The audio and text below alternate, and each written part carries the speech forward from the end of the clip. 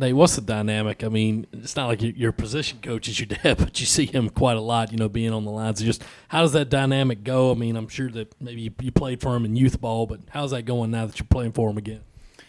Yeah, it's been a cool deal. In the building, it's Coach Adkins, and outside of the building, I can drive 20 minutes down the road and just talk to my dad. So, it's a cool thing, and it's a very unique opportunity that not a lot of players get to go through, especially at this level at South Carolina. So it's been a really cool thing, and I'm glad I've made the decision to do this. We've had a few players here talking about some red zone issues from the scrimmage and even through some of the practices. What do you chalk that up to, and how do you feel like that's kind of progressing as we're in week 2 now? I don't know. I mean, I think we got down there, we executed down there, and then the defense just made plays. We were making good play calls, and the defense was just making plays. So,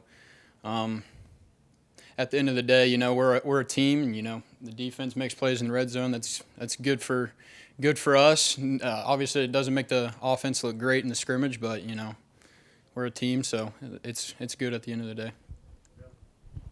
I guess any football team, any offense going into a season is going to need time to get on the same page. But what's that process been like for you guys when you and a handful of other guys weren't around in the spring and didn't necessarily get all that type of time together? Yeah. Every first scrimmage I've ever been a part of in fall camp, defense has done better than the offense. I think it's just part of it. I think that's how a lot of teams are around the country. The first scrimmage is always, up and down, good plays, bad plays. But I think we just showed toughness. I mean, we went out there and played hard. Everybody was playing hard, playing to win. But, some plays were better than others, and I think we're going to get it dialed in for next Saturday in the week 1. Hey, Nate, what are some things you've learned from the other guys in the tight end room, and how much does that competition help you guys get better? Yeah, the tight end room is full of, different abilities. Jaheim, he's a very explosive player. He's been able to teach me things, and Stogner as well. He's kind of a do-it-all kind of guy.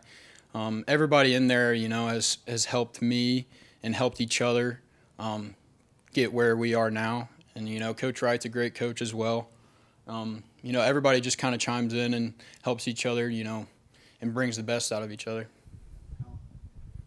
Nate, what are they kind of asking you to do in this offense, whether it be playing inline tight end or splitting out to the slot? What are they kind of asking from you in your skill set? Kind of just, do it all. Just learn everything, learn as much as I can to help the team as much as I can, whether it's in line, my hand on the ground, or, kind of wing, being able to motion across the formation and do all sorts of stuff. But, kind of just learn it all. And I think that's the best way to, be on the field as much as possible is just learn it all and, soak it all in and be knowledgeable in all aspects of the offense. Nate, when you did decide to enter the transfer portal, I imagine it's pretty crazy. Your phone blows up pretty quickly. I guess just is that fun? Is it overwhelming? Is it some mix of both? I guess just what's that kind of like? I'm more of a quiet kind of guy. I don't really like all this attention. But so obviously, whenever I went into this transfer portal, it was kind of hectic day 1 and day 2.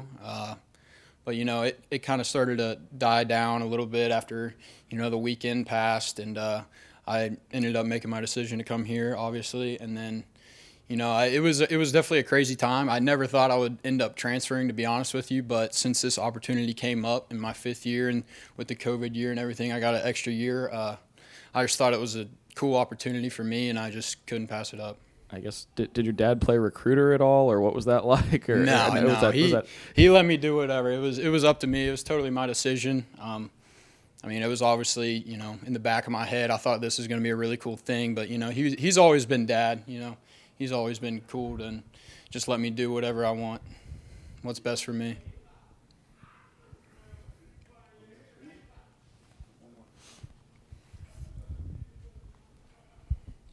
Nate, this might sound like a random question, but I see that your dad, Greg, he played at Marshall. My brother is playing at Marshall in the fall.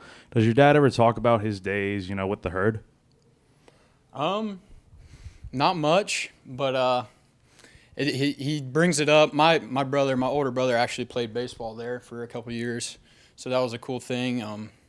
Whenever actually he was coaching there at Marshall, he went there, and that was a cool thing for him. And then he's always talked about how he loves it. I mean, he doesn't bring it up much now, but in the past he's brought it up and said that he loves it there. And that's where all my relatives live, like my grandparents and everything. They all live in Huntington, and so he loves it there. But no, he hasn't brought it up much.